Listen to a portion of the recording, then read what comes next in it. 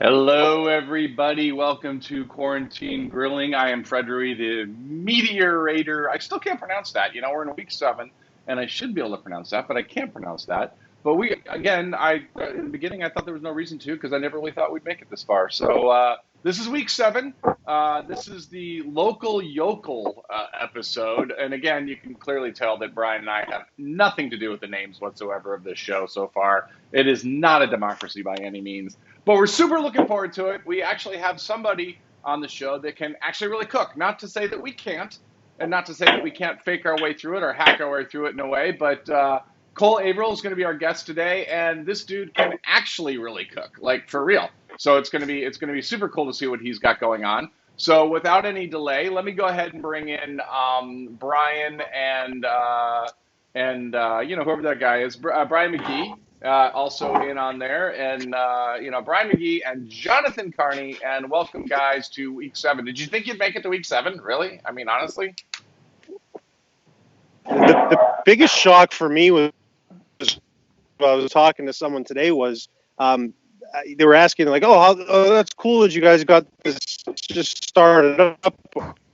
I mean, we're almost 2 full months in now, so no, I never did 7 episode. I also never expected an episode to be here we are. It's that Maine internet for you. Yeah, I'm impressed with the internet out there. That's great. I think we heard about every second word, which is actually still 2/3 more words than we want to hear. So we're good. We're good. I'm just surprised one of us hadn't quit yet to make it this far. So Well, we haven't. We share the same internet right now. And am I breaking up? No, you're good. You're great. You're great. I mean, you're not on the show yet because we haven't actually introduced you. So, but hey, go for it. I mean, you're there. Are you guys really sharing internet? We have the same internet provider. Yeah. John and I are a mile away. I'm bringing Cole on. So Cole, welcome to the show. Cole Averill, who is now in screen and on the show, and apparently robbing of the small state the internet capabilities that are there. So welcome, Cole. Awesome. Thank you for having me, everybody. Actually, Cole's like perfectly loud and clear, Brian. Maybe he should host the show. We should dump McCarney. I don't know. Thinking ratings will go up. That's right. Ratings are already up. We got people in here. The issue going on now, as I said prior to the show, I tried to take all these connection problems. The problem is at 5 o'clock, my family tries to figure out how to connect to the internet all at the same time to watch the show. So exactly when I was trying to explain it, my father's off to the side trying to start the internet up. My mother's in the door trying to figure out how to get her internet going, and they're all connecting to my connection that I have here. So yeah, we got internet's fixed. We're back to normal here. Yeah, no, I didn't think we'd make it to 7 episodes. Yeah. Well, it's good to know that your family either is, choosing to watch you versus I don't know, episode or season 3 of Ozark or something right now. So I guess that's good. Reruns of the 1994 championship in basketball or something like that. Yeah. That's right. Somebody actually, Mike already said it's nice that we can actually only hear every other word from Carney. So there we go. So before we get started, let's talk. At least shout out to at least one of our sponsors, Wood Butcher, which I actually got in the mail today. I got stuff from Wood Butcher. I got a coaster that is so this is obviously for my single malt glass right here, and then this is for a cigar, and I think this little area right here is for M&Ms, but I'm not judging. I don't exactly know what There this we is go. for. What is this for? Is this what am I supposed to be putting here? That is a It's like single-serving ashtray. oh, That is the Wood Butcher cigar ashtray and cocktail holder. Oh, I don't want to put ashes in here. That would mess it up. It's actually great as you add the ashes to it. It actually increases the color and darkness of the wood, so it really gives it kind of a rustic, really used look to it. It's beautiful. Well, see now I'm the idiot because I just assume any alcove next to a glass is meant for snacks. But okay, thanks for clarifying that. I have actually seen the Wood Butcher coaster used as a cinnamon bun holder as well. So I mean, you can use it wherever you want. It's beautiful. Well, you need like 60 cinnamon buns at that size. And I got a Wood Butcher block here that's a live edge block. I don't know if you can see that on the camera there, but it's super cool. It's gonna be tough to work around the string. But maybe I'd probably take that off, right? I mean, that's just for presentation purposes. Right. So anyway, super excited about that. Super excited Wood Butcher's on there. They actually have gone live on their website. They sold out. It looks like the first batch of blocks and stuff they did. I haven't used it yet, but this is the first I saw it. It just came in the mail, and it is gorgeous. And I don't know that I would use this necessarily for cutting as much as I would use it for presenting. And certainly you could do either one, but it is awesome. Jonathan, I don't know if you want to say something else about the Wood Butcher. Yeah, Wood Butcher, woodbutchermaine.com. It's a great site. There's all sorts of different products being added on a weekly basis. It's the one place in the world that I'm classified as a chef. So the Wood Butcher classifies me as a chef, so that's why I throw Chef Carney in front of my name, but great to partner with them, great to be part of what they're doing. And woodbutchermaine.com. Check out new merchandise every week, new wood blocks going up. I will say that they're working on custom label private steak knives, so there'll be a Wood Butcher selected steak knife set. And they're also working on a custom coffee blend as well. So all sorts of new stuff coming from Wood Butcher, Aaron Smith, and his wife Danielle. I said glad to be a part of what they're doing, and they let me use their boards. So much appreciated. I happen to know, by the way, that Aaron has 2 blocks in the works right now. That's just how much inside information I have, or the fact that Aaron just messages. But that's not important. Let's just not worry about where I get the inside information, and we'll just run with that as it is. Let's go ahead and get to today's lineup because I wanted you guys on the clock, and I think the only one that actually could have succeeded on putting out the entire meal on the clock would have been Cole. But let's start with you, Brian. Brian, what have you got cooking for this week? What are you putting together? I saw the preview photos of this, by the way, that you had posted out there. And the flavor potential, as we like to call it when we start talking about marbling and what it looks like before it even goes on the grill or smoker or wherever, was absolutely amazing. Yeah. So I dry 40-day. Let me see if I got a new camera, so bear with me. 40-day dry aged Wagyu chuck flap. Oof.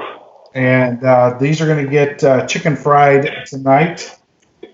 I've got some bacon in a pan here that I'm going to mix with some roasted Brussels sprouts. And let me just move this. And then I'm going to make a chicken bacon gravy to go on top of the chicken fried steak. And do a little corn. Nice. And I had actually snuck a photo of this, so I can pull this up. I actually have a piece of the cross section of this that everybody can see. It's up on the screen right now. And I had one a second ago on there, and the layers and layers on that are absolutely amazing. And you did dry age this yourself, correct? I did this myself in my refrigerator with the UMAI bags, UMAI. Put it on a cooling rack, put it in the back of my refrigerator for 40 days, and I trimmed it up today. All right. Look forward to it. Mr. Carney, what do you have on deck? Ladies and gentlemen, buckle your safety belts and put your tray tables in the full upright position. We're going on a 3-hour tour today. We've got Filet Oscar Lobster. We're doing prime filet mignon. I did not pull out the Wagyu today. I kept it there. We're doing prime filet mignon and prime end cut ribeye. So we're going to do Oscar lobster. We're going to top that with Maine lobster tails.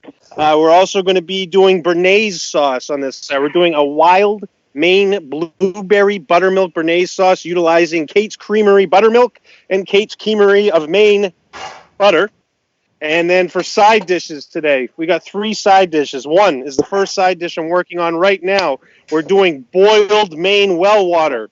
So I'm boiling some well water, and I'm going to heat up a blender with that. That's the first side dish, boiled Maine well water.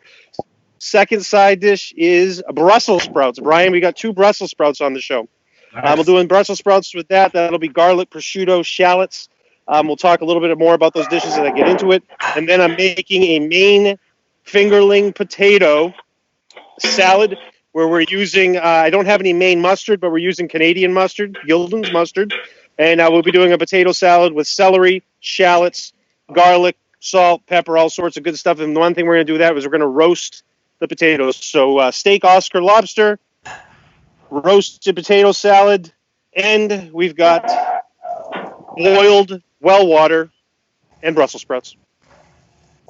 So what are you doing with the boiled well water? You just made it sound like it was its own side. Right Well, now, I'm thinking Lincoln- about just keeping it Lincoln, that way. Maine I'm is trying to owned- find a way. Yeah, I'm trying to find a way to transform this water into something a little bit more exciting. No, we're going to use that as we're going to be making the BEARrnaise sauce. I'm using that that water to heat the blender I have that we're going to do a butter emulsification with. But as Cole was about to say, Maine, specifically Lincoln, Maine, is known for some of the best water in the northeastern United States. We don't have the bottling facility yet. However, Poland Springs, the famous Poland Springs water, does take water from Lincoln, Maine, and utilize it in some of their bottled water. So some of the best water in the Northeast comes from our little town of Lincoln, Maine. All right, Cole, bring us home. What do you got on deck for tonight?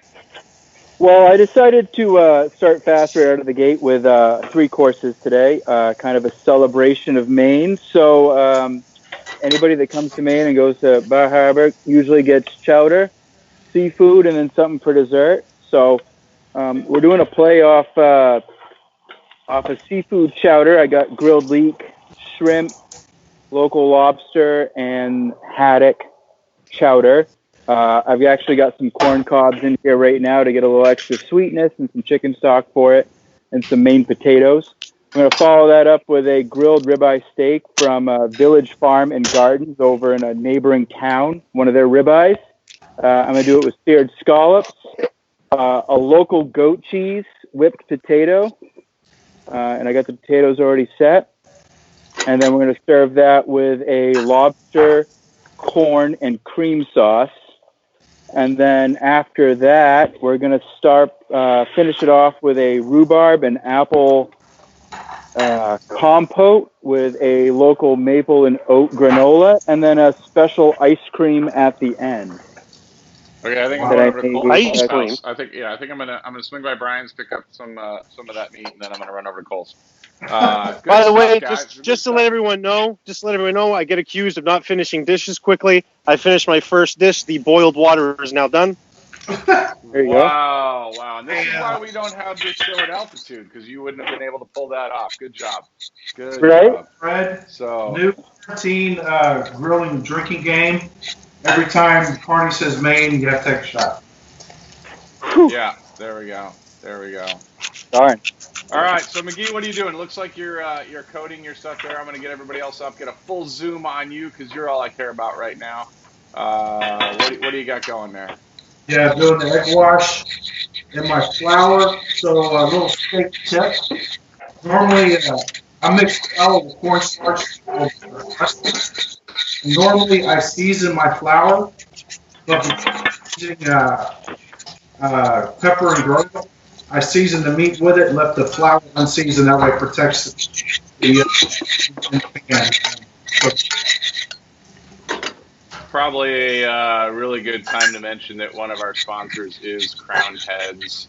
Brian, do you want to say anything? I mean, I don't know why it says McGee's Meats on here. I mean, we really should only be focusing on Crown Heads. Do you want to say something about Crown Heads as one of the sponsors? Yeah, so we have we're about to announce Las Calaveras for 2020, and we got the just did. 4 Kicks Copa Especial coming out in July. So a lot of good stuff with Crown Head's current new best-selling product, Juarez and La Coalition. So you realize you just said we're about to announce, but you did that on a live show. So you basically just announced it. Officially, this is unofficial. This is unofficial. All right, there we go. So thank you to John's Crown been Heads posting this week. A lot of sample smokes and stuff like that, so we're certainly enjoying those. And let's see, what else do we got here? I don't know. Who wants to talk? Who's got something going on worth interesting? So I always want to talk. So I got some melted butter going on here. I put the shallots in there. I've got this on the pan. We can see it here on the grill cam if you want to go there a little bit. I got the butter in there with shallots. I just put the white wine vinegar in there as well. That's going to reduce down fully. It's going to take probably about 5 minutes or so, but I'm going to reduce that down fully and then set that aside. In my pot over here, which nobody can see with the grill closed, I've got grilled leeks. I got onions, Maine potatoes that I blanched off last night, chicken stock, evaporated milk, Gulf of Maine haddock. Take a shot, John. And then some shrimp that I got from a local fishmonger, so that's about as local as I can get. And then my little secret ingredient here is this is duck trap smoked salmon. Duck Trap's down in Belfast, and they do some of the best smoked salmon I've ever had in my life. And this is their Spruce Point one, and this is what I'm going to use to finish off the chowder to give it a nice smoky flavor. Now that's really cool. That's different. And then the stock in this is when I boil off potatoes, I hate using just water because water doesn't really add flavor to anything, even if it's Lincoln Maine water. Sean? Do I have to drink again because you just said Maine? Yeah. Exactly, yeah. So I use chicken stock to boil all my potatoes for mashed potatoes, or if I'm going to do them roasted for home fries or something like that. And it gives me a lot of flavor. And then I save that liquid because it's got a lot of those potato starches in there. So it'll give it some body and some flavor when I cook with it. Now, are you using Maine potatoes by any chance, Cole? I am. I'm using there's a farm up in Mapleton, Maine, and they're one of the best Maine producers of Maine potatoes that you can buy in Maine. If anyone's playing along with us at home, I apologize for the local show being my locale. So we're going to be saying that a lot. I didn't know that they had potatoes in Maine. That's mainly one of the biggest things I think we've heard about on this show so far. Yeah, so actually McCain's, I think everybody knows McCain's, has a giant potato facility up in northern Maine, and, you know, they love those eastern potatoes. Nice. Well, it's good to know. I'm going to have to look that up. So, Brian, you are showing off your camera because we now know that you actually have a camera that can move around. So I'm going to put you up there full blown and show us, I don't know what it is. It's kind of fuzzy, but, hey, when you get a camera cheap off Amazon, whatever, I get it. All right, so this is the bacon that's been rendered down, cooked down. I added chicken stock, and I'm about to dissolve some cornstarch and some chicken stock and pour it in here, so it'll be the thickener. And then I'll add some heavy cream and a little Worcestershire to get it thickened up in the gravy. We'll be ready. And that's not Maine bacon, right? That's just regular bacon. It's Texas bacon. Okay, all right. So it's real bacon. Okay, all right, I got it. Okay, all right. Good. So I was looking today. One of my favorite jokes from this week and memes that I found online were obviously Land O'Lakes butter is a big butter manufacturer, and I have some Land O'Lakes upstairs, but we're using the Kate's Creamery because that's what I prefer up here in Maine. Yeah, however, my favorite meme from the week. Yeah, my favorite meme of the week was that Land O'Lakes changed their logo, and they took the Native American from the middle of it, and it's just now a picture of just the land behind them. And it said, "Typical American company, take away the Native Americans and leave leave the Native Americans and take only the land," which I thought was my favorite meme from the internet this week. So that was my favorite one there. So whoever posted that's got the meme of the week in my book. There we go. We don't have a Meme of the Week award, but if we did, there you go. Carney just invented one. So, Cole, what are you working on now? Where are you? You're throwing butter in the pan, it looks like. I got butter and bacon fat in a pan. I'm going to let this get good and hot and start to sizzle, and I'm going to sear off my lobster tails. For that, I'm going to pull the lobster meat out and then save the shells, save the meat. And then I've got some yellow and white potatoes here that I cooked off last night that I'm heating up with some cream. Once those get warm enough, I'll fold in some goat cheese, a little salt, pepper, and fresh butter. And we'll have some whipped potatoes, and it won't be long, and I'll start seasoning and cooking a steak up. So we've got a little cream sauce action that's going to occur here. Chowder's still going. I'm going to plate that up so I can feed my hungry wife. So, Jonathan, I want you to pay attention that Cole has actually shown us that you can, A, use 700 ingredients, and B, not take 16 hours to actually serve the meal. Or describe them. Or describe them, yeah. Oddly enough, yeah. Yeah. Very succinct. Right? Very, very succinct. Hey, in my defense, working in a kitchen. I assumed it was a Maine thing, but I guess not. In my defense, I don't know when my internet's going to fall out, and I'm never get a chance to talk again. But I try to fit in as much as I can at any given period of time. So it's been that way since high school, huh? We're basically just we're getting an image of Brian's pot just boiling there. That's all we're getting. Oh no, wait! Now he's adding what looks like some beer. What is that? Worcestershire. Oh, see, I can't say that word. I can't say that word. And now some. And by the way, Cole, don't think for a second that I didn't hear your wisecrack about high school. This is the problem. I've known Cole since we were like 7 years old. So he's got all these cracks and everything. I moved to Lincoln, and the first person I sat next to in third grade was John. And that's just lack of options. We've been friends ever since. Oh, you really didn't? Tell you. You didn't really want to go I'll tell you. TV Kids instead or something? That's just poor choices, I think. So in second grade he sat next to me. That's how he and I met. And in fifth grade, the wood butcher Aaron Smith and I sat next together on his first day of school. So these people were stuck with me, and that's what happened. This is how our relationships ran in. They were forced to sit next to me. We really were. It was horrible. I mean, it was awesome. It was nice. Oh, so Fred, right now, I'm melting more butter, and I'm gonna be melting this down. I'm also adding my buttermilk. So this is going to be used a little bit later, but this is just going to melt down a little bit and then to get set aside.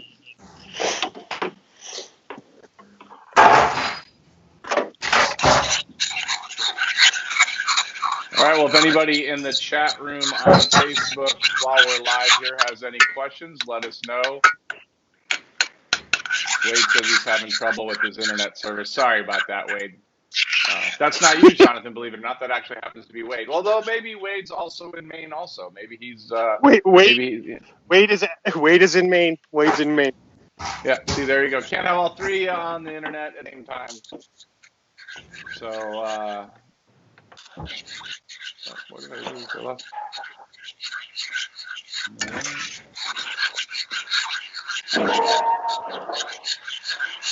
There we go. So I'm just stirring the butter here. It's essentially emulsifying. It's already emulsified, but it's actually just to keep it from burning and separating too much. So I'm just stirring the butter while I melt it. It's a little bit of froth to it, which is kind of the separation we're looking for. We are looking for a little bit of separation in the butter and the buttermilk. But this is going to get set aside, and I'm actually going to start cooking some stuff here other than just melting butter and boiling water. Right. So Cole's actually the only one grilling on the quarantine grilling show today, it appears. He is, actually. I didn't realize that. Yeah, I already grilled some leeks. I'm going to grill steak. And then as soon as these lobster tails that are cut in half here are, I guess if you had to put a temperature about medium, we're going to put them on the grill real quick to get some char marks on them. But grilled some corn. Yeah, I had to grill some stuff up here considering the show's name. So I'm grilling absolutely nothing this week. Matt Tyler wants to know why we have the Carney butt cam. The camera, that's basically all we're getting now is nobody needs to see that. That's I wore my nice jeans today. I fit into my jeans. You know what? You're in timeout. So I've actually taken Carney completely off the broadcast right now. So what we get is You can Brian still hear me. bacon. You can It still doesn't hear me. matter. I will mute you. I have full control right now. So anyway, right now all you're gonna look at for this 30-second timeout is the enjoy. You know what? Actually, I'm only gonna go to one camera right now because it's the only camera interesting me at all, and that's just watching Brian with the fat in there. Yeah, look, the bacon. We're just, that's this could be a screensaver. You know how like in Christmas people put like a fake fire on their television for things like that. I could just sit here and I could just have This this is up like on my screen. your weekend post when you do. Hey, this is your 7 seconds of Zen. Yeah, I do that on the weekends. Thank you for paying attention. All right, we're going to go ahead and bring our other people back in. Carney's timeout is over. We've got him on a grill cam right now. Let's see here. Looks So I good. got going on here, I think you can see it in the corner of the grill cam, the upper left-hand side. I got my cast iron out. I got 2 different cast iron pans I'm using today. I got a secret weapon on the grill cam today, too. We're using a turkey fryer to heat my pan with, but we're not going to do that yet. We'll get some good sear action when we put these steaks on.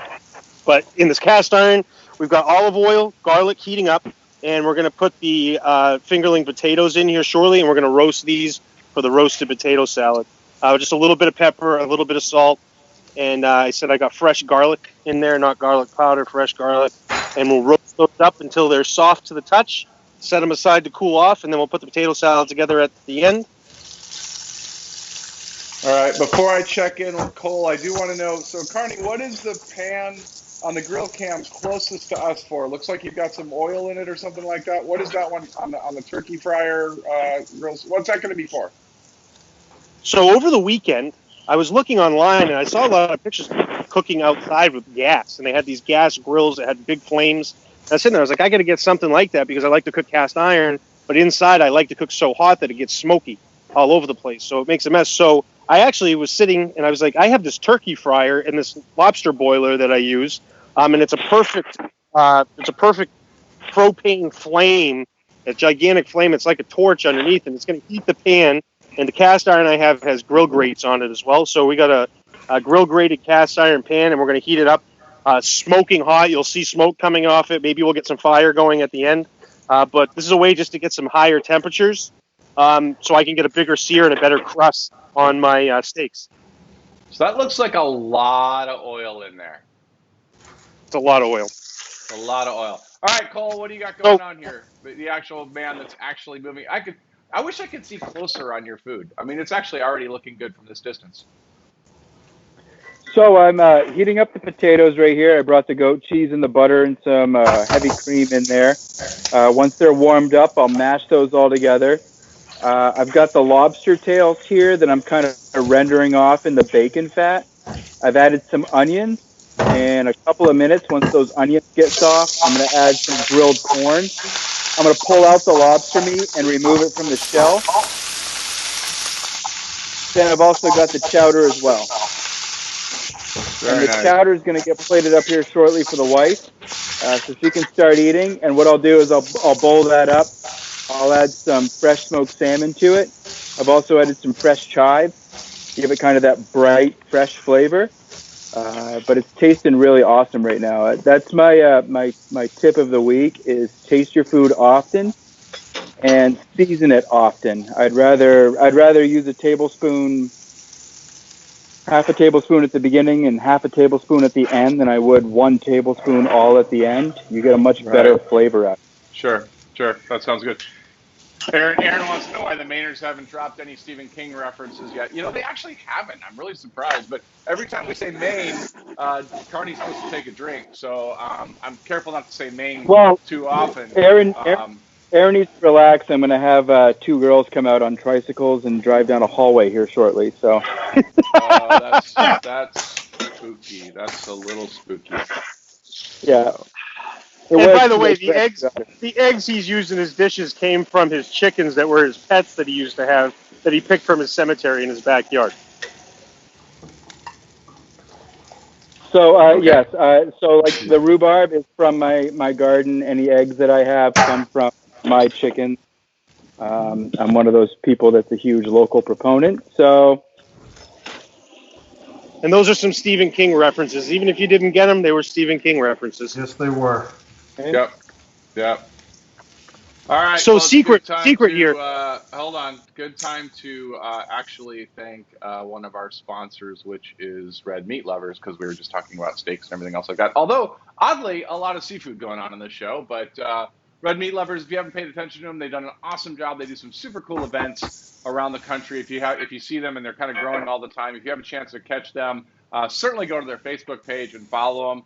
They're starting to actually do some stuff where they ship stuff too. But the big deal is to get to one of their private events, which they hold pretty reasonable ticket prices there. And they also raise a ton of money for charity. Evan was on, I think, week 4. I really should know that, but I don't know. Maybe it was week 3. I don't know. But anyway, Week 3 or 4. Yeah. Anyway, so go back and check that one if you want, but definitely check out Red Meat Lovers. And Jonathan, we'll turn it over to you. What do you got going? So there's a secret here. One of the questions I get asked quite regularly that I never answer is people ask, how do you get the crust? So I post pictures of my steak online, like, that crust is crazy. That's incredible. I don't get that with cast iron. You made a comment here. And by the way, this oil, if you go to the grill cam, I'm about to throw a steak on because I'm cooking one for my dad today, so we're going to have a medium well steak. But my secret for crusts is tons of freaking oil. I'm almost deep frying the outsides of the steak. So as I put this on, that large amount of oil is very important to having that crust. So people that are curious of my crust, I use a ton of oil. I used almost probably 6 ounces of olive oil to get that to this to get that much oil on it and to create the crust all the way around. So it's almost deep frying. So there you go. There's a trick and a secret about some of my crusts. The Carney had asked, or I'm sorry, Matt had asked what kind of oil. So you're using just straight up olive oil, any particular type, or any particular, extra virgin or not, or No, I use extra virgin olive oil. Cole Averill is my preferred brand. I'm down for any good extra virgin olive oil is excellent. One thing you want to monitor with it is the temperature that it gets at. So as soon as I flip these steaks and take them off for a bit, I will lower the flame and turn the flame completely off because I don't want to break the oil down too much because it's going to become black, which is okay at the end, but you don't want that flavor. So you want to limit that as much as you can. But you can see on here it's got great color. It's got the grill grates on it. It's cooking up real nice. That was only in there for about maybe 35 to 45 seconds. Yeah. But with this new setup, I mean, this turkey fryer, direct flame it gets hot fast. So Chris just jumped on my question. I was going to ask this, Chris. So, olive oil has such a low smoke point. Chris, what would you recommend that our chef changes considering different oils? And it does have low smoke, but he doesn't care. He doesn't care because he's outside. So I'm going to give him that. Grapeseed is probably going to be his answer. Grapeseed. Say avocado or peanut. When I cook indoors, I use grapeseed oil. My place down in Miami, I use almost exclusively grapeseed oil because it does have a lower smoking point. But outdoors, I honestly like smoke, so I want it to be real smoky. So outdoors, for me, it doesn't matter. But grapeseed oil is my favorite. What was Chris's recommendation? He hasn't come back yet. So anyway, if you're just joining us, finding out right now that we are obviously focusing a lot on local type cuisine. I see Kurt Kendall actually just joined us. Which, oddly enough, Kurt, every week I've been buying cigars from small shops all around the nation. And I haven't announced this next week yet because I'm actually kind of ahead of week. So actually, I bought these this week. Speaking Kurt on the show, so free plug for Kurt on 7/24. I've never tried the dog walkers. So I've been every Sunday. I'm buying cigars from a different shop around the nation, supporting a different critique.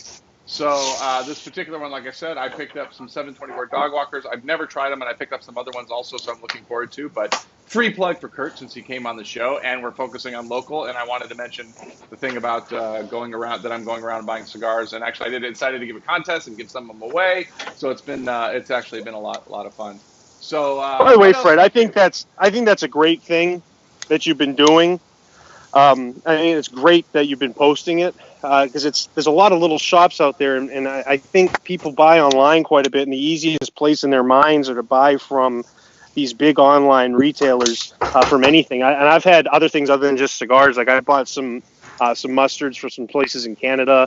I've been trying to look for different meat purveyors that are local in different places that can deliver. So I think that's awesome what you've been doing, and like I said, keep posting it, keep doing it, and then I'd like to see more people do that. By the way, this is the time to go out to the small guys around there right there. I mean, look, I know Abe very well, Smoke Inn down south. I know Jeff at Corona very well, and obviously I support them as well. But I've been trying to focus on the little shops and also the boutique cigar guys because I know, it kind of goes a long way. And it's been a lot of fun. It's been a lot of fun. So let's go over, what do we got here? Holy cow, look at this. Hold on. Let me get rid of everybody else's camera because nobody else is important right now. And let's just make it all about Cole. Go ahead, Cole. That's the way I like it. So this is the chowder plated up. My wife and my kids are home right now, so we're going to feed them off. Local potatoes, local haddock, shrimp, local smoked salmon as a garnish, fresh chive, chicken broth, local cream, and it's ready to go. The best thing about chowder is it's even better the next day. I'm getting a lot of that fresh chive, but I'm also getting a lot of that awesome smoke from the cold salmon on there right now. And then the grilled corn cobs that I use in the broth is just a wonderful sweetness coming off there. So here you go, babe. Let me know how it is, and if it's bad, you by the way, I'm abandoning my dishes. I'm headed up the street to Cole's. I'll see you guys later. I know, man. I mean, does that not look amazing? I mean, it really ridiculous. Does. All right, hey, so, Fred, I missed Fred. What did Chris say was the oil? I think my internet cut out. What was his suggestion? He said grapeseed's okay. He says you complained about smoke inside. He complained about smoke inside, but then you later. Yep. I think he answered before you actually answered, and grapeseed is his answer. But he also wouldn't pan fry a steak, so hey, got that going for you. Ooh. I'd say it depends on the steak if I'd pan fry it or not. Yeah, I think it's a Maine thing. He doesn't. I'm not pan frying a steak. He uses plenty of cast iron. Well, you're kind of pan frying a steak there. Tell me how you're not. Cast iron? Cast iron, olive oil? The important thing with it, though, I will say, the important thing with it is it's not sitting in the oil. So I'm using the cast iron today that has the little grill grates on it. So it's sitting just above the oil. So the oil is just barely touching the surface. I'm going to go to the replay cam and take a look at that, because if I pull that camera up and I look at that, that looks like some pretty good amount, pretty deep oil there to the right. Well, if you look at the steak I have up on the grill cam right now, you can see I see it. Grill grate lines. So there we go. So you're not sitting in it, and that's the important thing. The important thing is to keep it out of it, so you're not actually deep frying it, which is not a technique that I really enjoy doing. So it's not like a deep fry. It's no different than if you were to put it in the cast iron with just a little bit of oil and butter and bacon. No. It's just like deep frying half on one side, then deep frying the other side. I get it. Okay, yeah, we'll go with that. Hey, by the way, before I forget, since we were talking about local, we do our top 5 every week, and this seems like a good time as any to bring that up. So basically what we have is that the three of us had to come up with the top 5 local foods for our area, which actually worked out well because Jonathan is in, you guessed it, Maine. McGee is in Texas, and I am from Wisconsin. So our top 5s this week. McGee, I don't know if you really have 6 or it's steak, brisket / beef, barbecue, chicken fried steak. Beef barbecue. No, I see. Okay, all right. Steak, brisket, beef, barbecue, chicken fried steak, and Tex-Mex.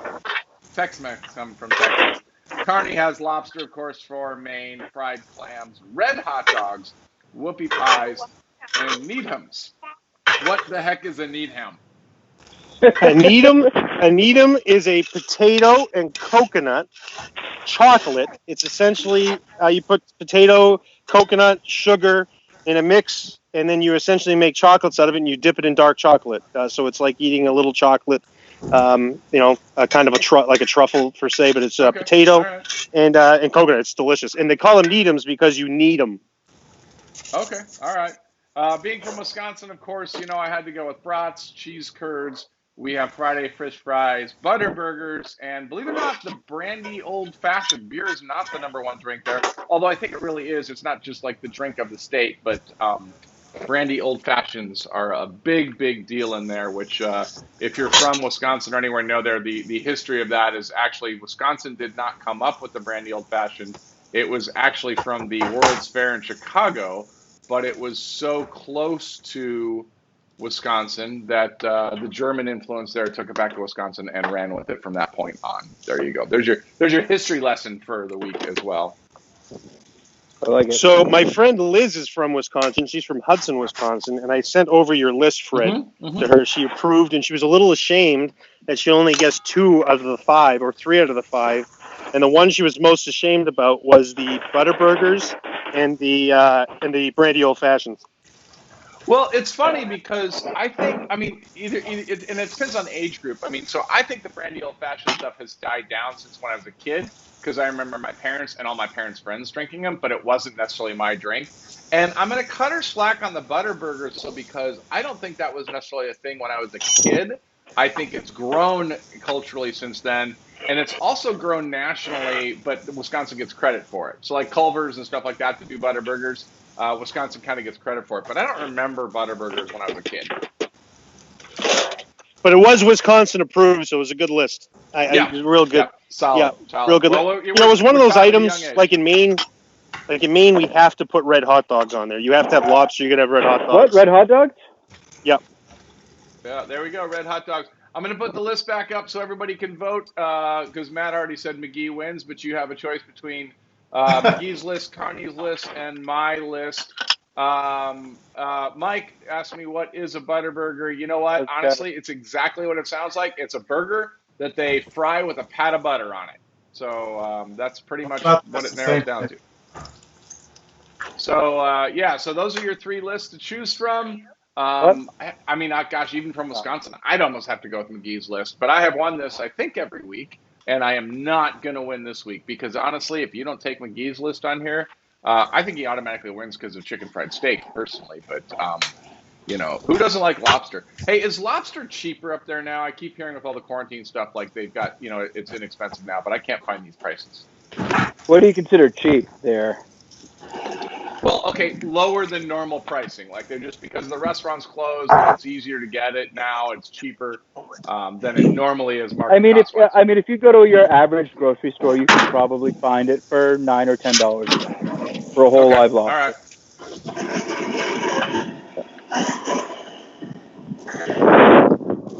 So I have a little issue going on, Fred. My blender's not working. Oh, darn it. So I have my assistant going in to grab a magic bullet. It sounds not safe for work.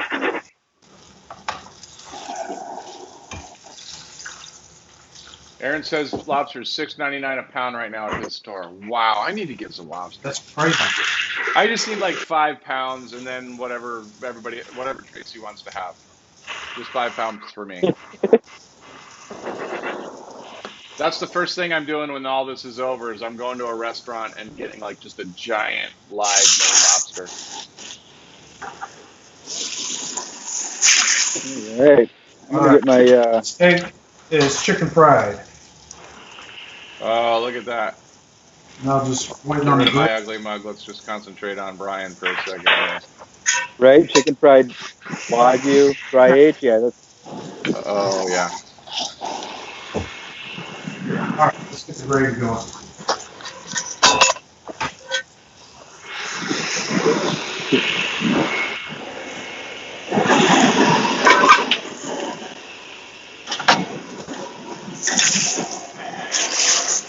Go ahead. Make my day. Jonathan, make sure those are medium well for Yeah, the one of these fillets is going to go medium well. Everything else will be medium rare today. I did get my blender working, so I put egg yolks, lemon juice, and I got my blueberries. This is where I'm introducing the blueberries to the sauce. My BEARrnaise is going to be done very soon. I got the potatoes cooling off behind me. And then we're going to start working on the Brussels sprouts here. So we're ahead of schedule at the Carney steak.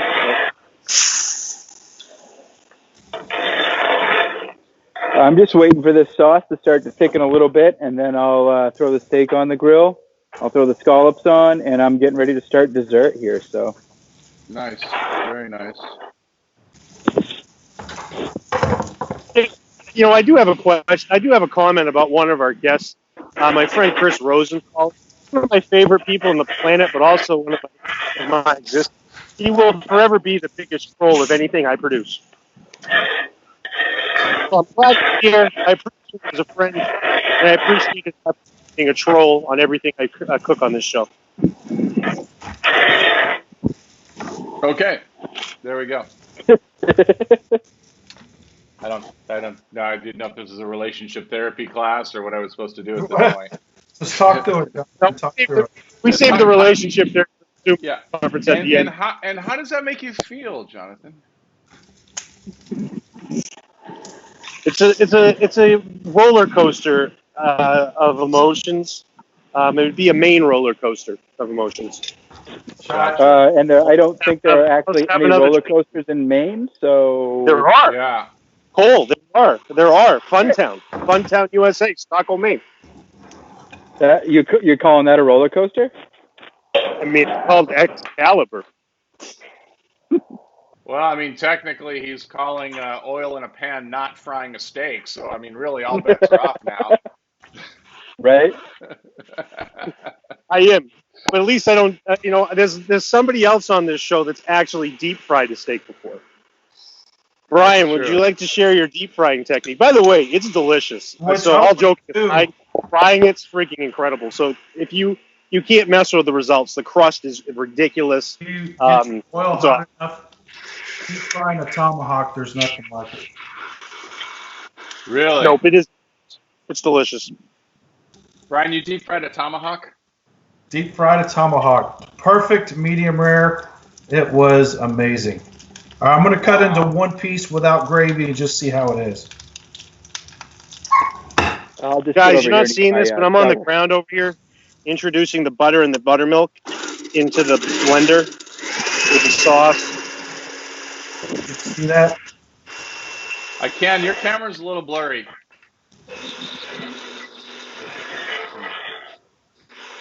I'm using a strainer here too to take the milk fats out. So there's going to be some remnants of milk that broke down, so essentially taking out the curdled portion. So that's going to sit there and blend for a bit so it's smooth. And then I'm going to add the reduced shallot blend and some tarragon. Tarragon's got an anisette taste to it. It's a little bit like licorice. So we're not going to put too much, but that's a big part of BEARrnaise sauce. So that's going in there. I'm going to hit it with salt and pepper to taste. I'm going to take Cole's advice and taste this and see where we're at. So that's what I'm doing right now. I'm pulling lobster shells out of this cream sauce because it's just about done.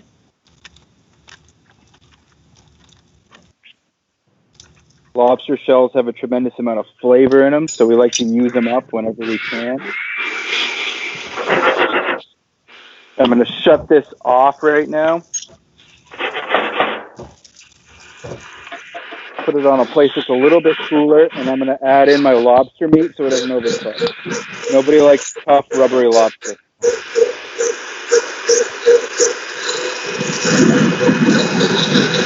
Yeah, that blender on the show is a great idea. Phenomenal. I like it.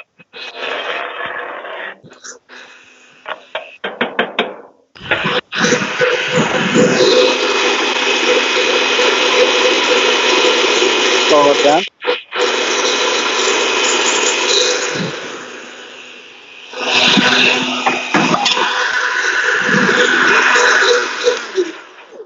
we done blending now?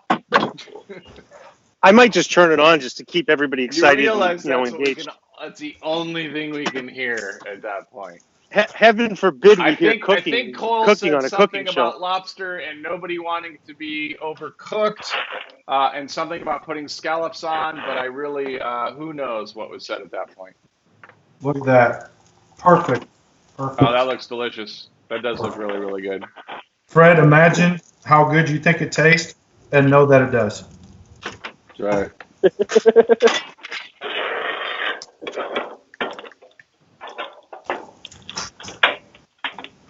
By the way, Fred, I know how you tried to get us to be quiet at the beginning of the show while the music was playing. I think it might have been the loudest we ever were at the beginning of the show. Yeah, probably. There's no point. I mean, this is just like herding ferrets. I mean, I don't even know what the deal is here. So I'm going to bring up, since we have a break right now, I'm going to bring up Would You Rather. So basically, as everybody knows, and Cole, you will be participating in this. We have, I think it's 5 questions, and you just have to pick between one of the two. That's it. You just got to pick which one you'd rather have. So, very first one on deck, and it's don't overthink it. Brian, we'll start with you. It's going to be pineapple or carrots. Well, since I hate pineapple, it's carrots. Okay, it's going to be carrots. All right, Jonathan?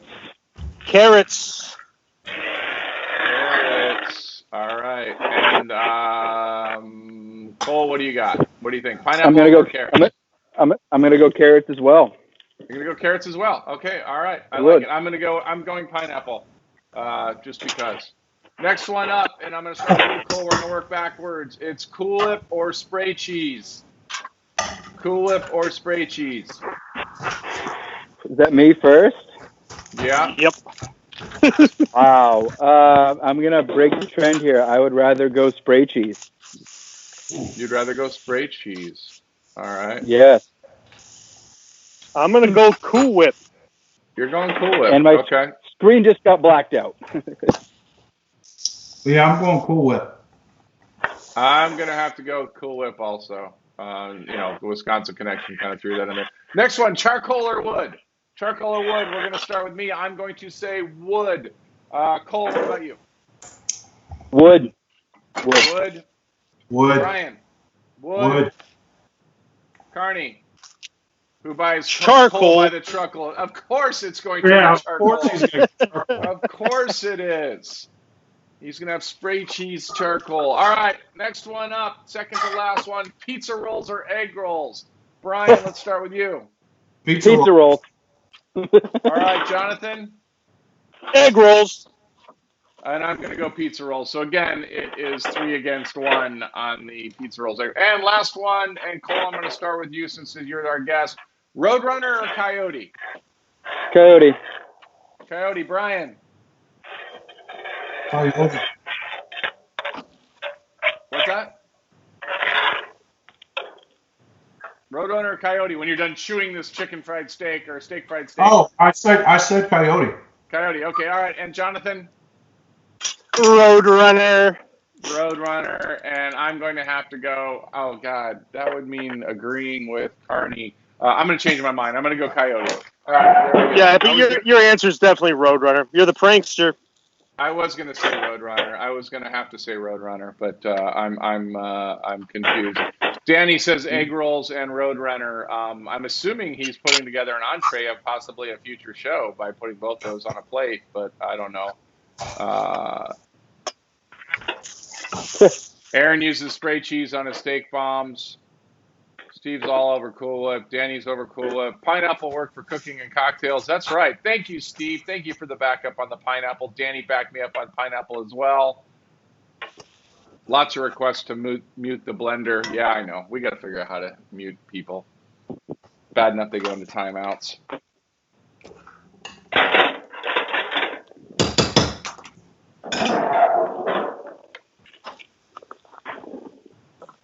Let's see if I have this photo here. So I mentioned to the guys before the show started that I've had a couple of mice in my attic. They're not really, bothering me, but I've been trying to get rid of them.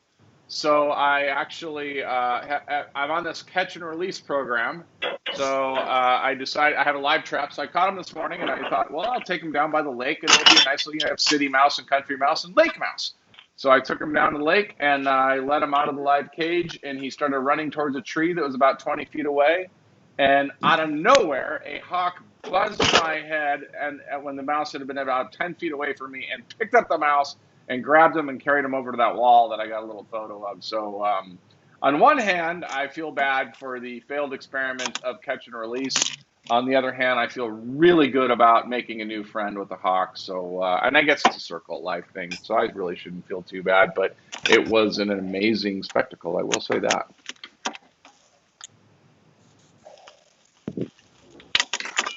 So I will be cooking today, something on the grill here. I have pieces of wood. As I said, I prefer charcoal, but I do have wood today, so I'm gonna cook these lobster tails directly on the on top of the logs I have going on here.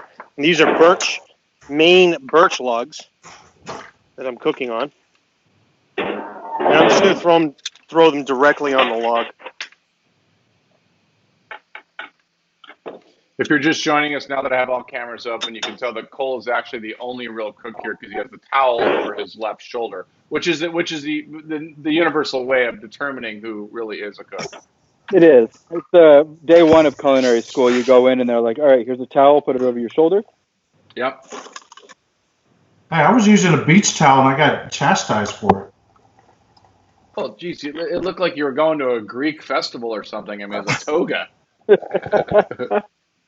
You got to find just the right side, and you got to be able to like keep that shoulder going so you don't it doesn't fall over and land on the mats because you're gross.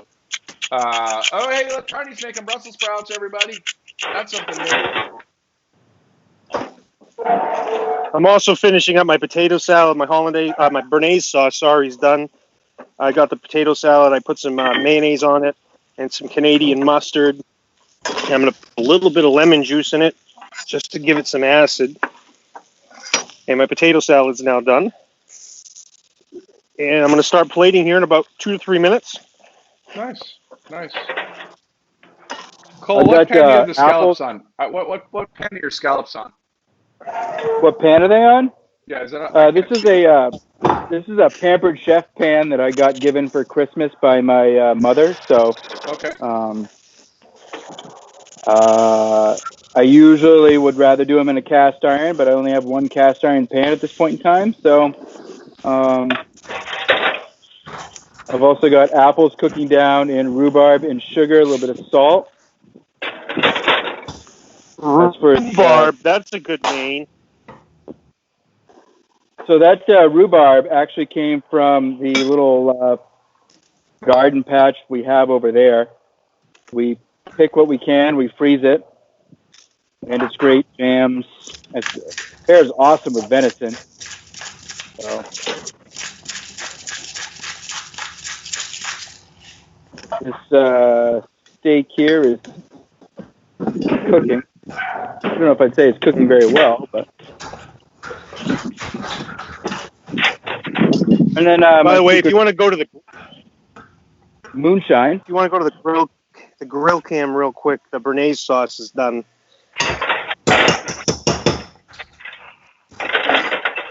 Nice.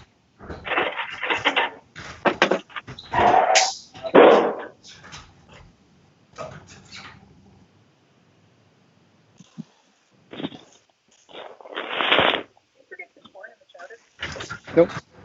Is that corn? Oh, I didn't get it. Oh, the corn's in the sauce here.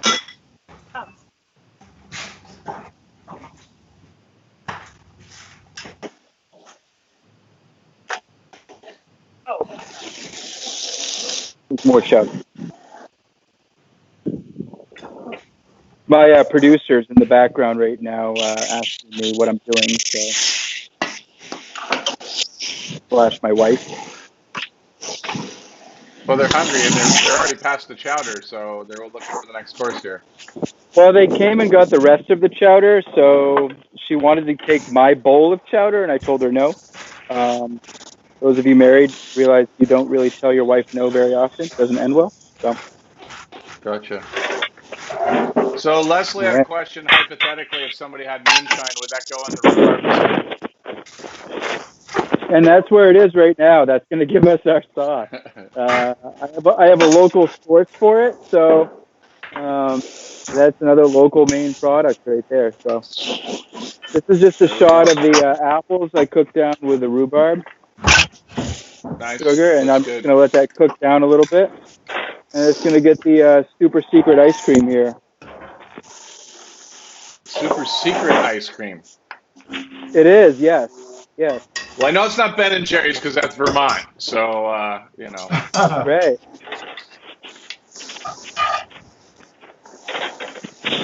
No, it's so my family used to, my culinary roots started with John's family and their ice cream takeout business. And then my family kind of carried it on. We started making our own ice cream. So making my own ice cream has been in my blood for a while now. And I've been inspired by a lot of the fantastic cigars that I've seen on this show. So I made a maple and cigar ice cream to pair with the apple rhubarb crisp.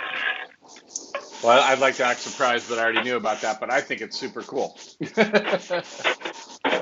Yeah, it actually came out awesome. I've never infused ice cream with a cigar before. I mean, I've smoked cigars and I've smoked foods with cigars before, but never used as an ingredient, and it was a phenomenal touch. So John said I had to drop some off later. So There we go. So this is the best part about today's show. Is You I guys will actually supposed to get be to shut taste try the food everybody else cooked. something that was cooked on the show. I get to You guys- try something that was cooked actually on the show that wasn't for me. Right?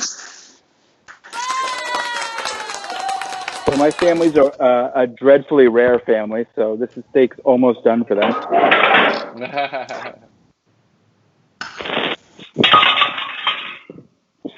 Chowder's on point. I'm probably going to make this again. Yeah, it looks really, really good.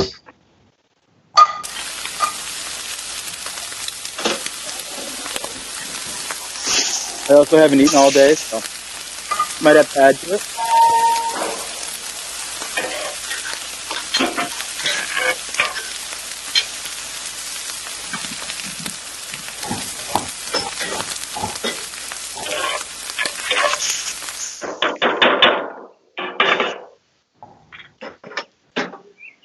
So Steve said Right. McGee has gone eating before Maine has plated. That's because McGee is a professional, people.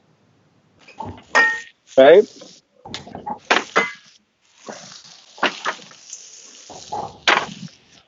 Got a couple minutes left in the show. We're not sure if Jonathan's going to make it. I already did up the chowder, and then what was it? Real quick so I can plate this. We got steak, scallop, and potatoes that we're going to kind of put a corn chowder sauce on, for lack of a better term. Interesting. So Fred, if you can come over here to the grill cam for a bit, I just want to show that we didn't pass the flavor threshold at all. Then we're going to add some crispy bacon to the. It's good.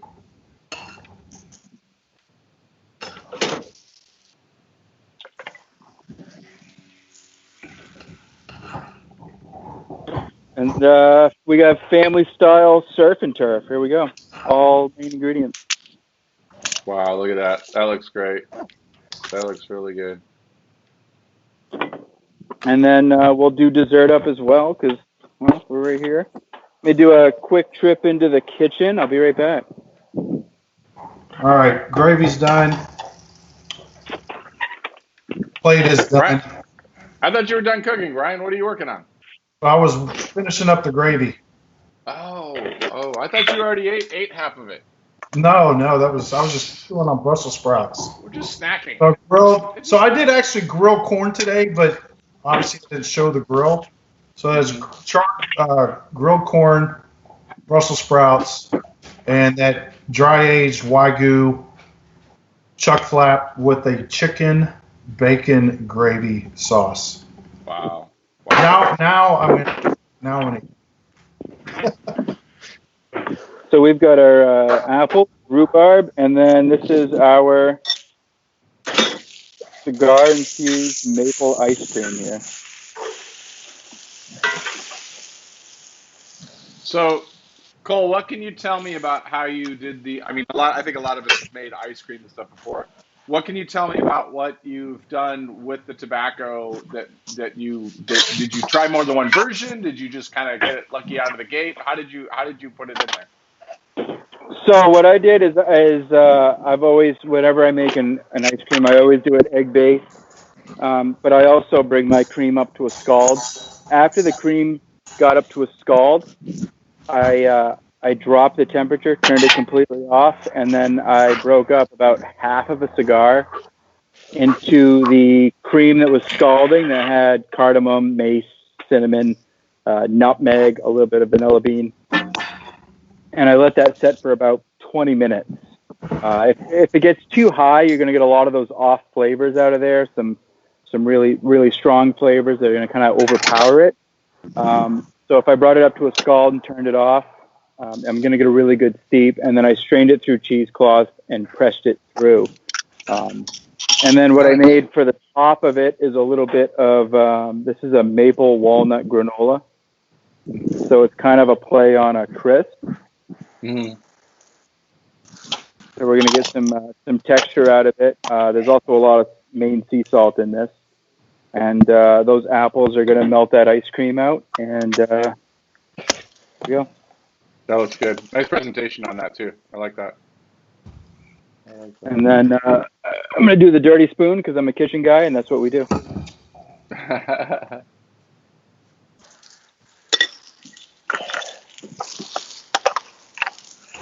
All right. Well. All right. Oh, wait, and I present still to have you my finished awesome. dish. It's ready to roll. Let's see I've it. got filet Oscar Lobster with Brussels sprouts and Maine potato salad. Wow, look at that. Hold that right there. That looks good.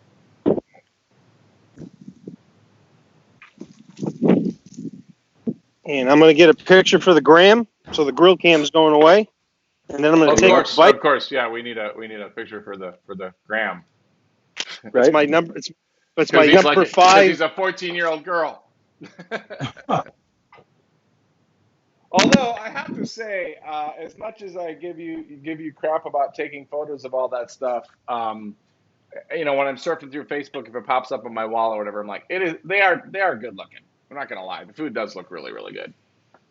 Fred, I just sent you over a text from there, so you're just if it came up fast enough. Since we do have time, and I finished my dish early, if you'd like to post it up, you're more than welcome to.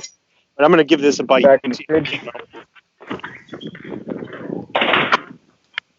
All right. So the sauce is kind of pinkish purple because of the blueberries. I tried it. It tastes just like butter with a little hint of blueberry. So I'm going to put it all together. I got a bite of lobster, the sauce, the steak. Here we go. It's ridiculous. Oh, man.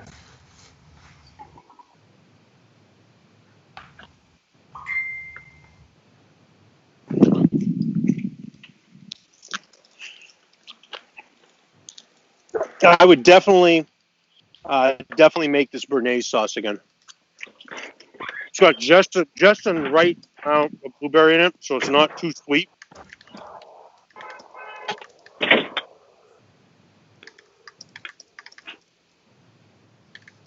Wow. And you guys can say Maine all you want right now because I'm ready to drink and eat. We're not going to say it if you want to drink.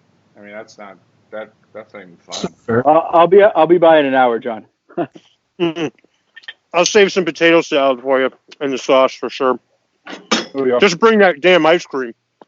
Right. I know before we sign off here, Jonathan, you wanted to you had a personal I guess shout out or something you wanted to mention. So it's a local show this week, and my grandmother's 92 or 93 years old, and she had a very close friend of hers. Her name is Jessie Barker. If anyone's listening from town, they may know her son or may have had him in school as a teacher. His name was Mr. Barker, Donnie Barker. And Mr. Barker's mother actually passed away today. It was my grandmother's best friend.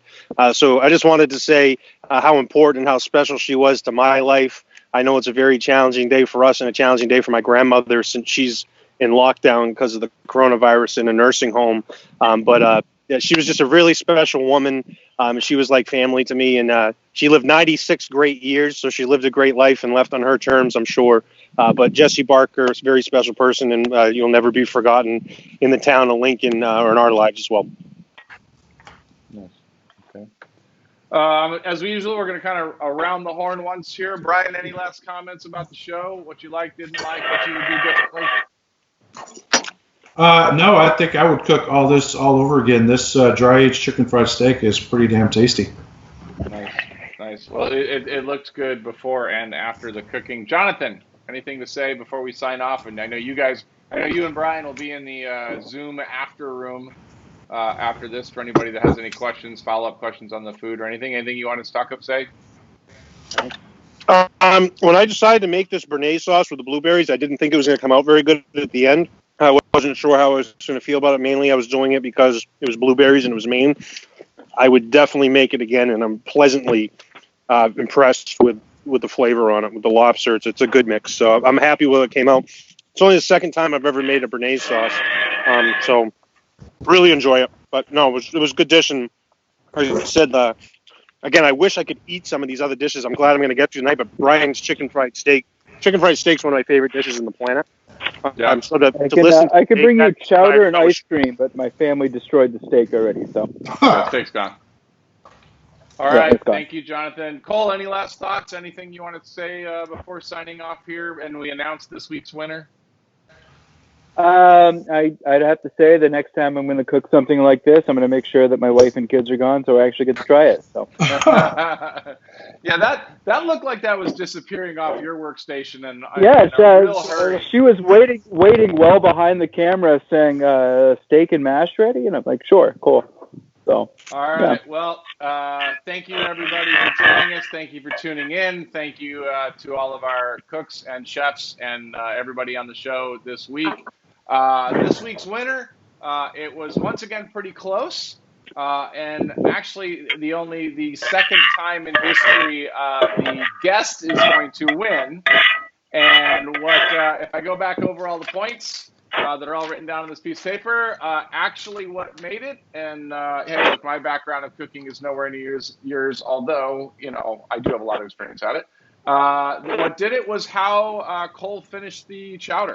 I thought that was impressive. I thought it was a very interesting take to add another layer of flavor that you don't normally get in the chowder.